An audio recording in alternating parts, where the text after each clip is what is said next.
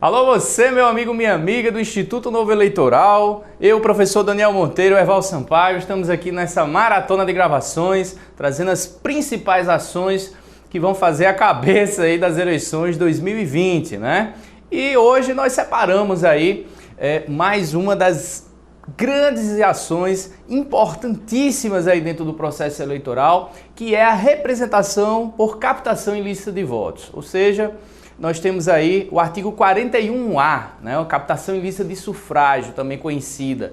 E como vocês já devem ter ouvido falar, popularmente se chama compra de voto, né? Então, professor, quando eu estou tendo notícias aqui de que está tendo compra de voto na eleição da minha cidade, eu estou querendo caçar alguém, eu estou me defendendo de uma ação desse tipo, né? O que fazer, né? Então, vamos aprender agora, a partir desse momento, essa ação, uma das mais importantes. Lembrando aí, o artigo 41A foi inserido, né, por uma lei de iniciativa popular, assim como foi a lei da ficha limpa. Então, é uma resposta da sociedade realmente querendo um rigor maior no combate à compra de voto na área civil, caracterizada como captação ilícita de sufrágio, e na área penal, porque sabemos um ilícito ele pode ter mais de uma repercussão, civil eleitoral, civil administrativa, criminal, né? Um mesmo ato ali dentro de uma campanha pode significar, dependendo como foi realizado esse ilícito, pode caracterizar outros ilícitos em outras esferas com outras repercussões também, né?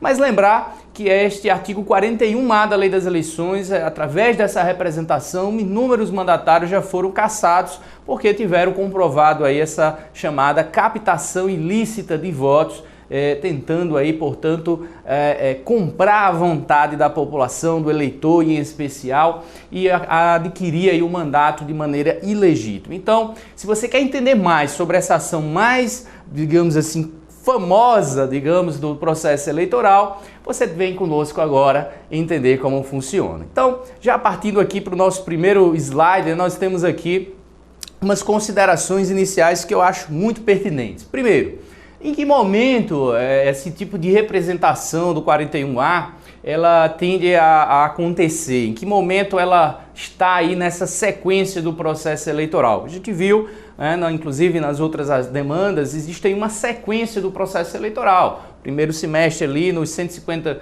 dias antes da eleição, há toda uma preparação do Poder Judiciário em relação aos alistamentos e transferências eleitorais.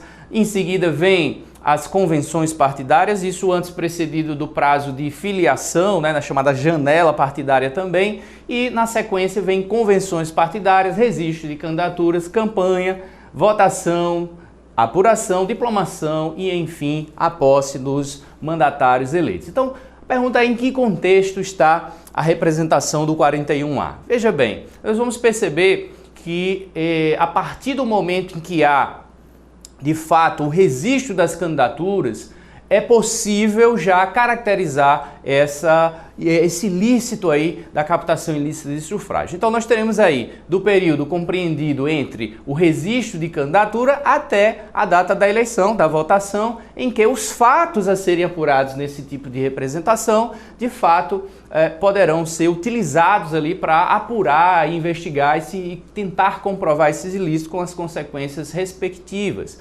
Então, prestem bem atenção do registro de candidatura, fatos ocorridos, ou seja, essa captação ilícita de sufrágio ocorrida do registro até o dia da votação. Aí alguém pode dizer, mas professor, eu já ouvi dizer que a representação do 41A pode ser proposta até o dia da diplomação. É verdade, daqui a pouco nós vamos entender melhor isso. Continue com a gente. Então, entendido aí onde está esse contexto temporal, significa dizer que a representação, ela pode já no início ali, no primeiro dia do registro, já se pode protocolar aquela representação, se já naquele primeiro dia houve aquele fato a ser apurado e até o dia, fatos que ocorreram até o dia da votação. Lembrando que é possível propor a representação até a data da diplomação. Então, são momentos em que os fatos acontecem em um período específico, com a possibilidade da propositura da representação um período maior, ou seja, até a diplomação, geralmente vai ali até o mês de dezembro do ano da eleição, e geralmente ao final, e é esse o contexto em que a representação ela acontece. Significa dizer que o tiro, né, ou seja, a demanda já pode ser utilizada logo nos primeiros dias do registro de candidatura ou até já ali na reta final, quando se intensificam, via de regra, as denúncias de compra de voto, de captação ilícita de sufrágio, ok?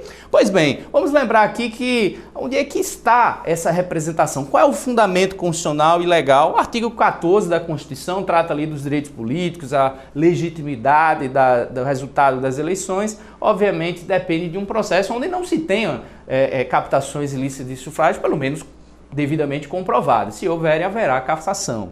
E aí o artigo 14 dá esse suporte maior. O artigo 22 da Lei Complementar número 64, que é a Lei das Inelegibilidades, especificamente traz o regime, né, o procedimento, o rito em que esta representação será processada. Assim como já certamente vocês viram nas outras ações, é o mesmo rito lá da AIGE, né, Ação de Investigação Judicial Eleitoral. Sim, aquela lá usada para apurar o abuso de poder, né, que já tratamos inclusive em outras aulas. E aí na sequência nós vamos ter o artigo específico, né, que como eu disse foi inserido ali por Lei de Iniciativa Popular, artigo 41A da Lei das Eleições, né, um artigo alfanumérico, e exatamente porque ele foi incluído posteriormente na Lei das Eleições. Então traz lá, a gente vai ver aqui os núcleos, né, o que de fato caracteriza, o que não caracteriza a captação ilícita de sufrágio e principalmente qual é o procedimento, quais são os desafios, quais são as perspectivas de acusação e de defesa e de julgamento que se pode ter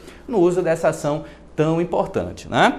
Evidentemente que as resoluções do TSE, em especial a 23.608 do TSE, também se aplicam de maneira subsidiária e também em relação ao CPC vigente, porque, obviamente, no microsistema processual nós vamos ter aplicação subsidiária do macrosistema do CPC naquilo que for compatível e houver ali uma lacuna aparente no microsistema. Afinal de contas, vocês que já viram nossa teoria geral, ou seja, a introdução ao direito processual civil e eleitoral, se não viu, vale a pena conferir, mas vocês vão perceber essas e outras informações específicas do processo eleitoral, mas no que diz respeito à abrangência, né, a parte geral do direito processual eleitoral. E, obviamente, vamos destacar aqui as jurisprudências e as súmulas, né? É natural, né? É impossível você não estudar o direito eleitoral, se não considerando as recentes decisões ou as decisões paradigmas que aconteceram na Justiça Eleitoral,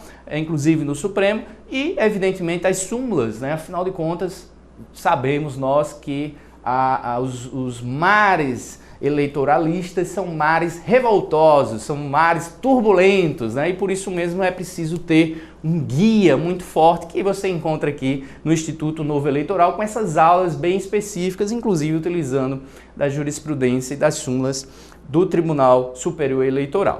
Pois bem, na sequência aqui nós vamos estabelecer um primeiro conceito, que é essa representação do artigo 41A, né, da Lei das Eleições, famosa captação ilícita de sufrágio, né? O que é o sufrágio? É a escolha, né? É o direito de escolher. Quando você capta irregularmente, ilicitamente, contra a legislação, a escolha do eleitor, você interfere na liberdade do eleitor, né? Você manipula o resultado daquela eleição e, portanto, adquire o mandato de maneira ilegítima. E é isso que nós vamos ver, o conceito circula dentro desse aspecto. Então, é uma ação eleitoral a ser proposta, vejam só os legitimados, Ministério Público Eleitoral, partido político, coligação, candidato ou candidata.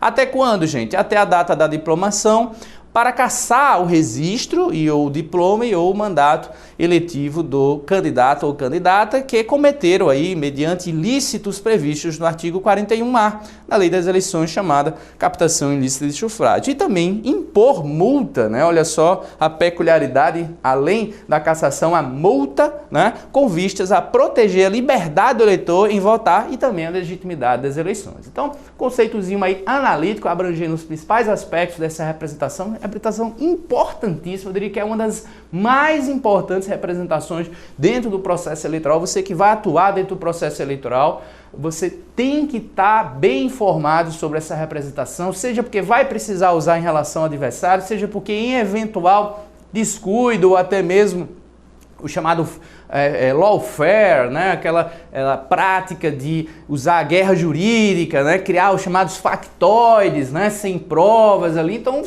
alguém que você está assessorando, você mesmo, poderá eventualmente ser alvo de uma representação como essa e, evidentemente, terá que saber os caminhos para se defender e ser absolvido. Então a gente vai tratar, inclusive aqui, do que cabe ou do que não cabe a partir do próximo bloco. Vocês vêm conosco.